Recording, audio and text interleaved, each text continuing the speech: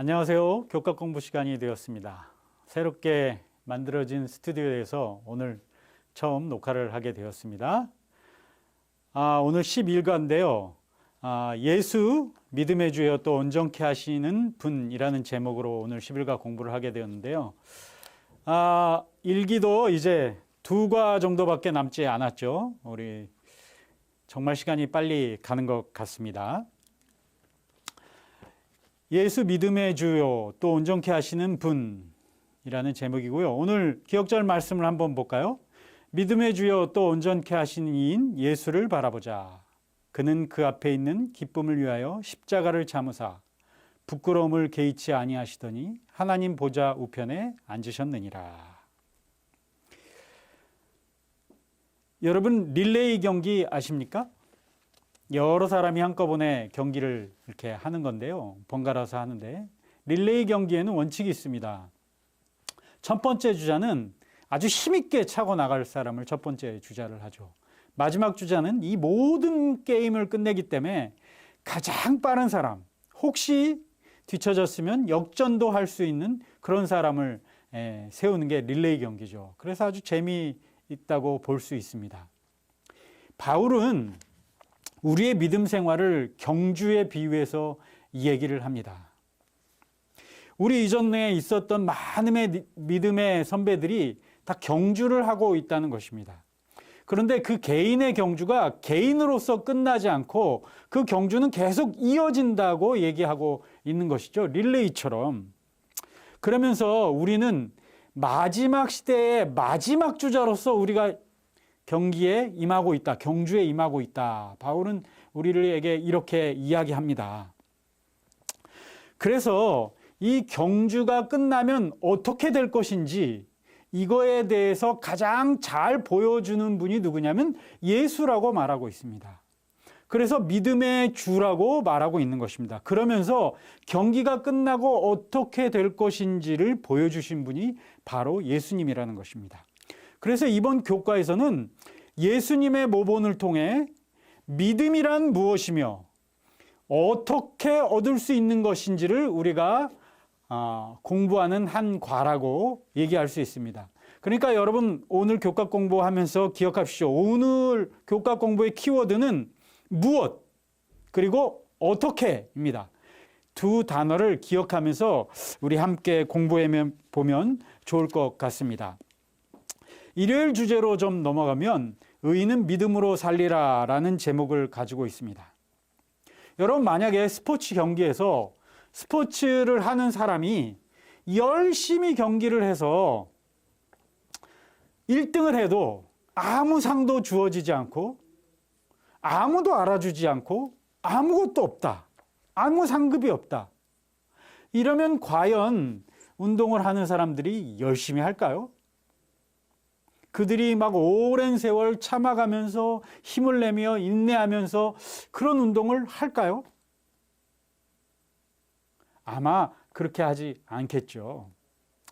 오늘 본문의 말씀 히브리서 10장 36절에는 너희에게 인내가 필요함은 너희가 하나님의 뜻을 행한 후에 약속을 받기 위함이라고 얘기하고 있습니다. 우리가 왜 인내하냐면 인내의 끝에는 상급이 있기 때문에 그러는 것입니다. 여기서 약속을 받기 때문에 우리가 인내한다고 얘기하고 있는 것입니다. 그래서 특별히 마지막 때를 살아가는 백성들에게는 인내가 아주 중요한 특징이라고 얘기하고 있죠. 인내 없이는 우리가 약속하신 것을 받을 수 없다고 얘기합니다. 그렇다면 우리는 왜 인내해야 되냐? 이 약속하신 것, 최종 상급은 아무 때나 주어지는 게 아니라 주어지는 때가 정해져 있기 때문에 그 때를 기다리기 위해서 우리는 인내해야 된다고 얘기하고 있는 것입니다. 그러니까 우리가 인내해야 되는 것은 상급을 받기 위해서 인내하는데 인내하는 삶을 열심히 살아야만 우리가 그것을 얻을 수 있다. 그래서 믿음의 백성들은 인내하기 위해서 믿음을 굳게 잡아야 된다고 얘기하고 있고 히브리서는 믿는 자들에게 허락된 이 약속의 성취에 우리가 문턱에 와 있으니 계속 열심히 해보자라고 이야기한다는 것입니다. 정리해보면 이렇습니다. 우리가 인내를 하고 인내한 것을 계속 실천해서 성취를 얻는 것은 무엇 때문에 가능하냐면 믿음 때문에 가능하다는 것입니다. 우리의 믿음이 있기 때문에 인내하고 실천하고 성취가 된다는 것입니다. 근데 그 믿음은 뭐냐? 하나님께서 우리에게 큰 상급을 주신다는 것을 바라보는 것, 그것이 믿음이라는 것입니다. 그러면 우리가 아까 얘기한 키워드 what, 이것입니다. 믿음은 무엇이냐? 하나님께서 우리가 큰 상급을 주신다는 것, 이게 믿음의 핵심이라는 것입니다. 믿음의 그 무엇, 믿음이 무엇인가를 얘기하는 것입니다. 그러면 어떻게 하면 우리는 이 믿음을 가질 수 있을까? 우리가 이 하나님께서 주신 큰 상급을 받을 수 있다는 걸 어떻게 믿을 수 있을까? 첫 번째는 예수님의 생애를 통하여 우리는 그 믿음을 가질 수 있다는 것입니다.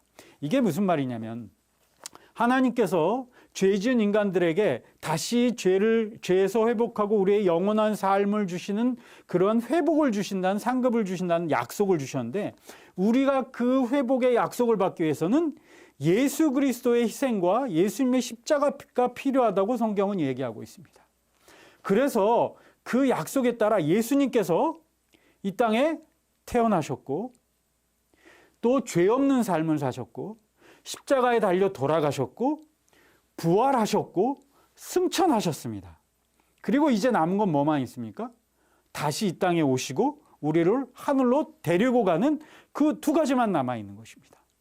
만약에 하늘로 데려가서 최후의 우리의 상급이 주어지는 게 목적인데 최후의 상급이 주어지는 게 사실이 아니라면 예수님께서 이 땅에 오셔서 부활하시고 십자가에 달려 돌아가시고 부활하고 죄 없는 생애를 사신다는 필요가 없어지는 거죠. 근데 필요 없는 일을 위해서 그런 일을 하셨다? 그건 있을 수 없다는 것입니다. 그렇기 때문에 하나님께서 우리에게 주시는 상급을 위해서 예수님께서 사신 삶을 볼 때 이 상급은 확실한 것이다 라는 것을 우리가 알 수 있다는 것입니다. 두 번째는 그 믿음이 얼마나 확실한지, 우리가 어떻게 믿음을 가질 수 있는지, 두 번째는 하나님의 신실하심이라는 것입니다. 이거는 뭐냐면 하나님은 정말 믿을 만한 분이라는 것입니다. 우리들의 삶 속에서 보면 하나님께서 우리를 인도하신, 그리고 성경에 나타난 수많은 사건들을 볼 때 하나님의 신실하심이 확실하다는 것입니다. 그래서 이게 하오입니다. 우리는 어떻게 믿음을 가질 수 있냐? 예수님의 생애와 하나님의 신실하심을 통해서 우리는 믿음을 가질 수 있다. 이것이 일요일 날 우리가 공부하는 주제입니다. 그러면 히브리서 11장에는 이런 믿음을 가진 사람들이 어떻게 믿음을 가졌는지 하나하나 예를 들어서 설명하는데요. 첫 번째 등장하는 사람이 여러분 다 아시는 아브라함입니다.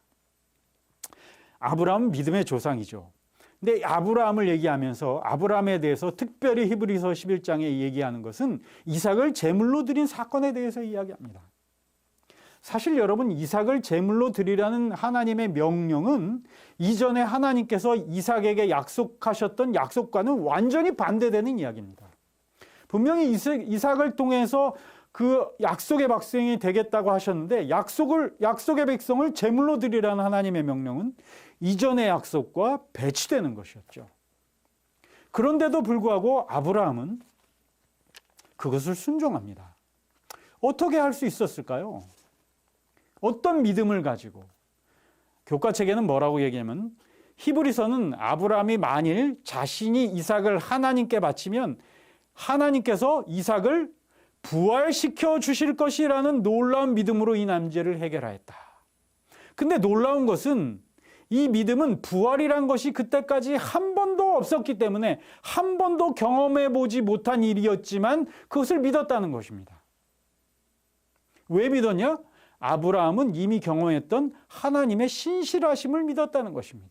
그의 삶 속에서 하나님이 어떤 분인지를 경험했기 때문에 하나님의 약속을 위해서 하나님은 아마 이삭을 다시 살려주실 것이라는 믿음을 가졌다는 것입니다.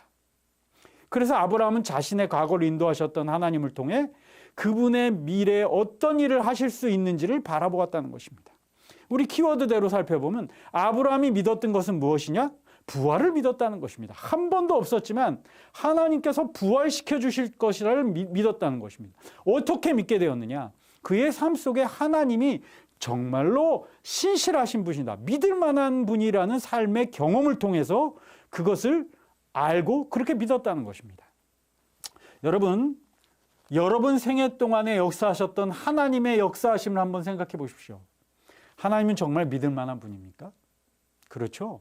우리 삶에 후회 없는 삶을 살 수 있도록 우리를 인도하셨던 하나님이 계시기 때문에 우리는 하나님을 믿을 수 있습니다. 그 하나님이 결국은 우리에게 최후의 상급을 주신다는 약속을 우리에게 주시고 계시다는 사실을 기억하시길 바랍니다. 두 번째 등장하는 인물은 모세입니다.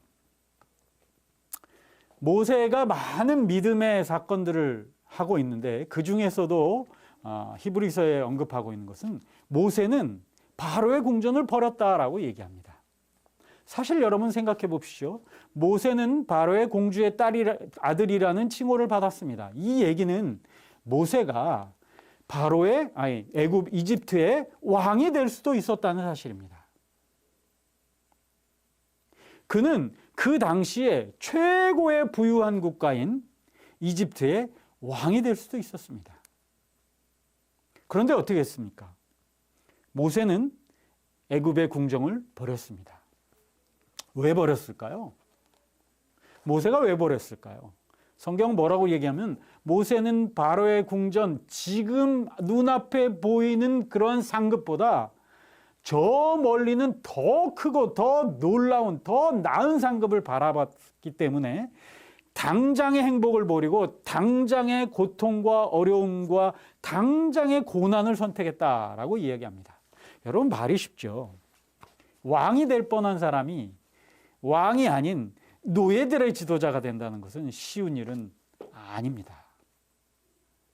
그런데 여러분, 모세는 뭘 알았냐면 자기가 당장의 애굽의 그 수많은 보화와 권세를 갖게 되면 하나님을 잊어버릴 것이라는 걸 알았어요.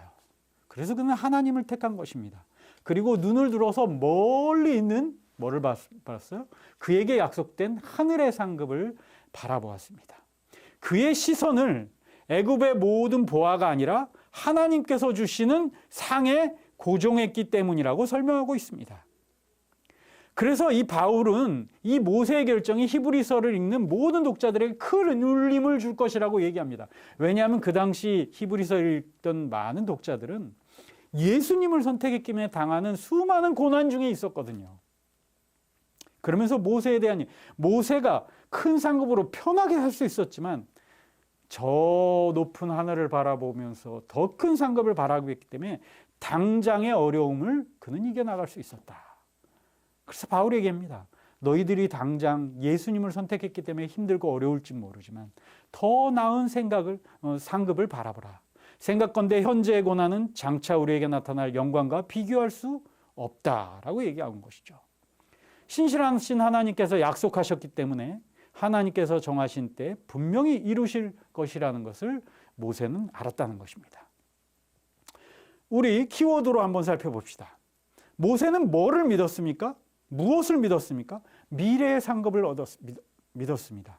비록 당장은 아무것도 없지만, 오히려 당장은 더 고난의 삶을 살 수밖에 없지만 더 나은 미래의 상급을 얻었습니다. 믿었습니다. 어떻게 그것을 믿었냐? 바라봄으로. 모세는 하나님과 대하면서 하나님께서 주시는 그 약속을 비전 중에 이상 중에 보았습니다. 그는 바라봄으로 그 믿음을 갖게 되었다라고 이야기하고 있습니다. 여러분, 오늘 이 모세의 경우에서 우리에게 주는 교훈은 이렇습니다. 여러분의 삶에서 어떤 걸 우선순위에 두십니까? 당장 내 앞에 있는 이익을 우선순위에 두십니까? 아니면 저 멀리 있는 상급이 우선순위가 되어서 오늘의 결정을 하십니까? 모세는 이 우선순위에서 더 나은 상급을 받아보았다고 이야기합니다.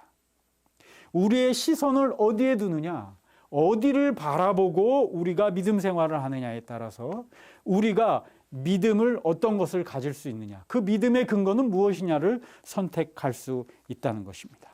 사랑하는 여러분, 저 하늘에 주어진 상급을 바라보고 우선순위를 정하고 그 상급을 바라보며 사시는 우리가 됐으면 좋겠습니다. 수요일 공부에는 특별한 사람이 출연합니다. 라비라는 사람입니다. 모세가 아주 특별한 사람을, 아니 모세가 아니라 바울이 11장에 믿음의 조상들을 이야기하면서 아주 특별한 사람을 언급합니다. 사실 여러분, 라합은 이방인이었습니다. 직업은 기생이었어요.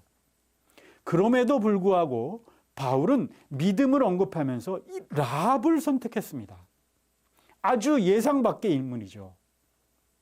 왜냐하면 라합이 보인 믿음의 행동이 아주 특별하기 때문에 그렇습니다. 12명의 정탐꾼이 여리고 성으로 들어가서 라합의 집에 갑니다. 그리고 라합은 그 두 정탐꾼을 숨겨줍니다.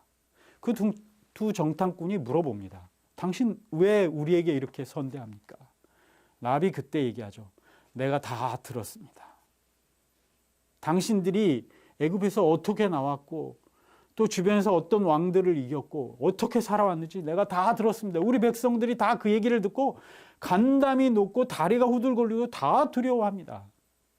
그러면서 라합이 아주 중요한 얘기를 합니다. 저는 하나님께서 저 하늘과 이 땅에 유일하신 하나님이심을 믿습니다.